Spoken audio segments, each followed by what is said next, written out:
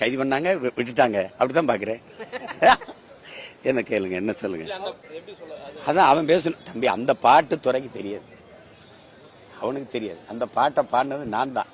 அவன் சொல்றான்ல, திருச்சி வானூர் நிலையத்தில் உட்கார்ந்து இருந்தோம், அப்ப நான் பாடினேன். பாடும்போது எல்லா சனங்கள்லாம் சுத்தி கூட்டிட்டாங்க. அது ஒரு 7 ஆண்டு 8 ஆண்டு இருக்கும். அது இந்த பாட்டு 30 ஆண்டுகளா அதிமுக மேடையில் ஒளிபரப்பப்பட்டது. ஐயா நாகூரணிபா மாதிரி.